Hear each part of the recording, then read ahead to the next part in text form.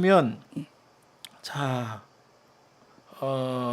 아까 저희 뭐 말씀을 나눴습니다만 내년 지금 올 연말, 내년 초 지금 뭐 전문가들 사이에서는 상반기까지 되게 어려울 거다라는 전망과 예상이 많고 실제로 지금 진행되고 있는 전반적인 그 지금 경기 상황이나 이런 것들도 좀 그런 것 같고요.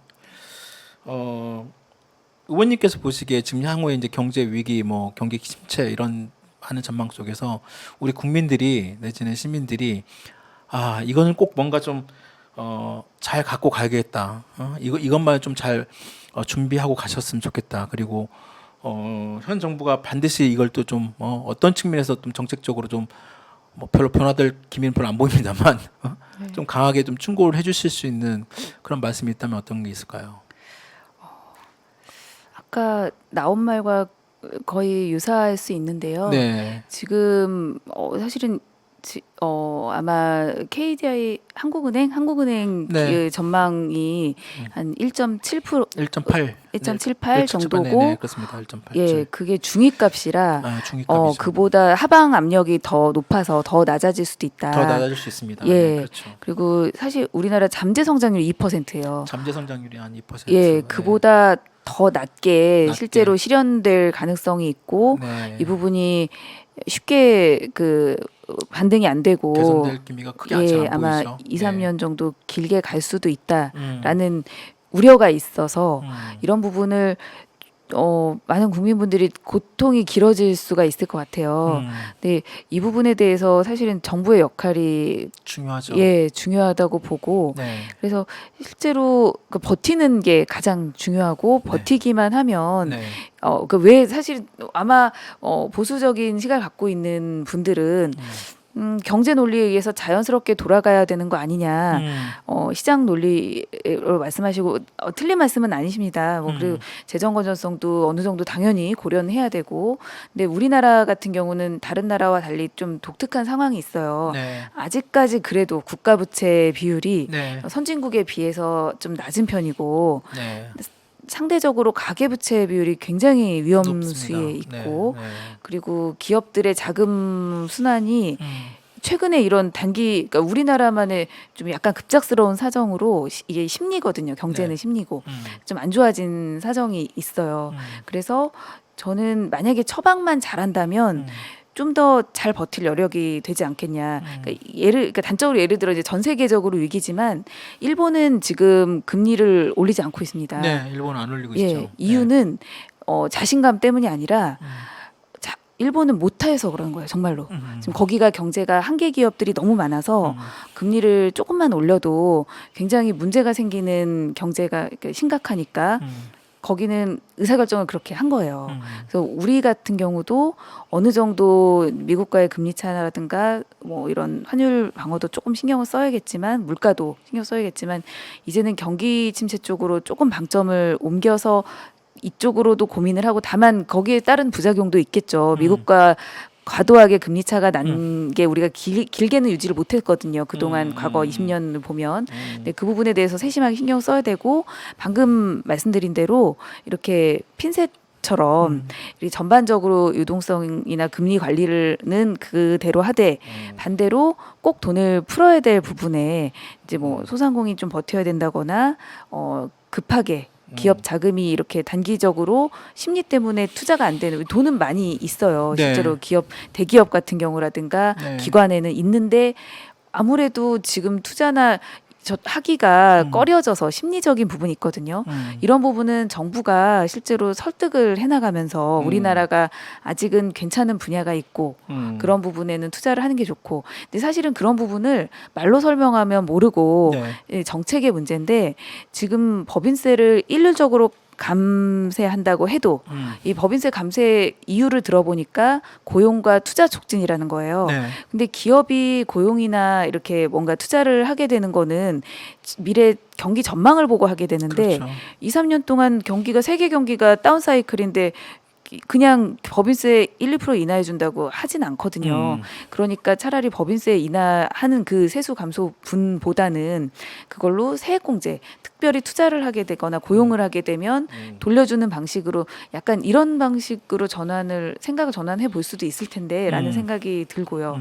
그래서 정부에 정말 좀 더 세밀한 경제 정책이 정말 필요하다라는 말씀을 드리고 싶습니다. 그렇군요. 네. 일단은 금리 너무 많이 올리지 마라. 경기 침체 좀 생각해가면서 속도 물론 조절. 예. 속도 조절. 예. 그 이번에 마지막에 한은에서 올린 게 0.25% 포인트 올렸잖아요. 네. 그게 이제 미국 쪽과 약간 미국 쪽도 굉장히 그나마 좀 나아서 그런 것 같은데 그게 이제 내년까지 계속 이어질지는 좀 봐야 될 것 같고. 그리고 아까 핀셋 정책 말씀하셨는데 지금 현재 정부의 정책이 정말로 이렇게 좀 정말로 필요한 부분들 소상공인 내지는 중소기업 자영업자들의 어떤 정말 필요한 부분에 맞는 그런 세심한 정책을 먼저 펴야 될 것 같다는 말씀도 주셨고 그리고 마지막으로 주신 게 이제 그 법인세 부분도 지금 법인세 부분은 법인세 최고세율 지금 25%에서 22% 3% 포인트를 낮추는데 그것이 혜택받는 기업이 사실상 국내 법인세 지금 납부 기업 가운데 거의 한 80개, 90개, 100개도 채 안 되는 그러니까 네. 사실상 이익이 한 3천억 이상 되는 재벌 대기업들 말고는 혜택을 볼 수 없는 그 구조인데 하여튼 그걸로 인해서 한 5년 동안에 이상 그 다른 법인세 감세로 줄어드는 세수 감소액이 한 60조 원 된다고 하잖아요. 근데 그거를 지금 의원님께서 말씀하신 것처럼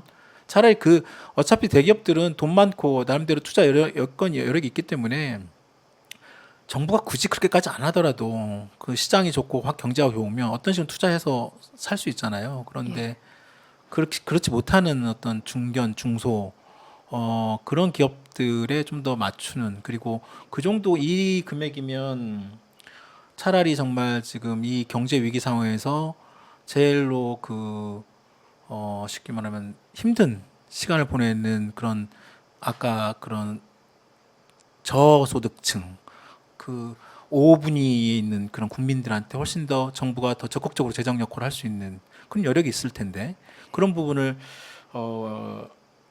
못하는 게 아닌가라는 그런 지적도 많습니다. 물론 의원님도 그런 부분에서 좀 말씀을 해주신 것 같고요.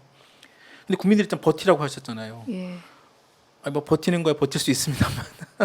그러니까 쉽지 정부가 않죠. 그런 네. 노력을 해주면 그러니까요. 충분히 버틸 수 있습니다. 그러니까요. 아까- 직장이 있는 것과 없는 게 다르거든요. 그럼요. 예. 네. 그러니까 아까 이런 여러 가지 그런 금융 정책, 그다음에 산업 정책, 예. 그다음에 아까 그 조세 정책 이런 네. 부분에서 정부가 조금 더 그러니까 지금 현재 중심이었던 경제 정책 방향을 좀 바꿔야 되지 않나. 네. 옛날 이명박 정부도 그랬거든요. 이명박 정부도 네. 초기에 막 그 대기업 내지는 뭐 그 고환율 정책으로 막 갔다가 그때 이제 그 2년 차인가 그때 바꿉니다. 동반상장으로 동반상장 전반적인 경제 정책 쌓은 그 방향을 바꿔서 진행을 하긴 합니다만 글쎄요. 하여튼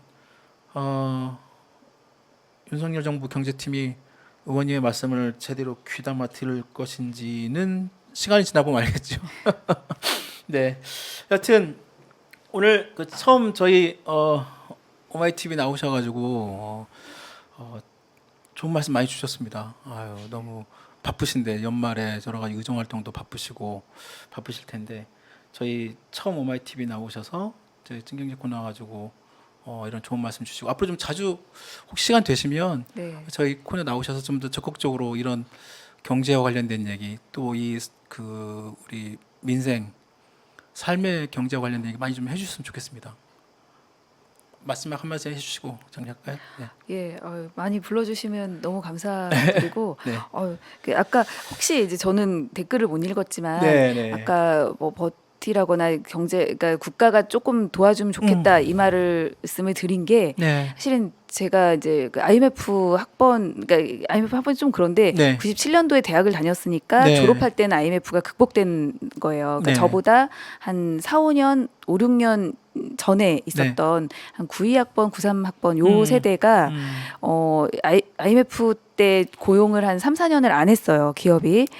그럼 그래서 막 94학번, 94학번은 뭐 완전히 저주받은 학번 뭐 예. 그랬었잖아요. 그래- 졸업 때 IMF를 받아가지고. 예, 그리고 나서 이제 다시 취업이 되는 네. 때는 이미 신규 노동자들이니까 다시 딱 그 세대가 그래서 그래서 할 수 없이 뭐 창업을 했고 자영업이 됐는데 네. 그 뒤에 2008년에 또 금융위기를 거쳐서 우리가 경제 성장률이 그때 확 마이너스 가까이 됐거든요. 그렇죠. 그때 많이 또 다시 내몰리고 그렇죠. 그때 또 어떻게든 살아났더니 이번에 코로나 위기 때 또 내몰리고 그러니까 지금 딱 그 50대 그분들이 딱 그분들이시네요. 예, 자영업자분들. 네. 그래서 제가 방금 말씀드린 게 그냥 뭐 듣기 좋으라고 한 게 아니라 음. 이런 세대를 가급적 좀 최소화해서 지금 이 기업들이 투자하고 고용 창출하고 이런 게 법인세 인하해 준다고 되는 게 아니라 특정 뭔가를 했을 때 세액공제 방식으로 네. 이런 방식으로 유도를 하는 게 훨씬 더 지금 더 국민들이 버티기에 좋은 수단이거든요. 네. 그게 결국에는 나중에 내수에 도움이 되고 그렇죠. GDP에 영향을 주기 때문에 네. 저는 정말 경제 관점에서 말씀을 드리는 거라고 윤석열 정부에게 다시 한번 말씀을 드립니다. 네, 네. 알겠습니다. 산자유 의정 활동에서 또 그렇게 좀 많이 이렇게 말씀 좀 해주시고 네. 또 그 신인 야당 정치인으로서 좀 많이 그 정책도 그리고 법안도 많이 내주시고 그렇게 이끌어 주셨으면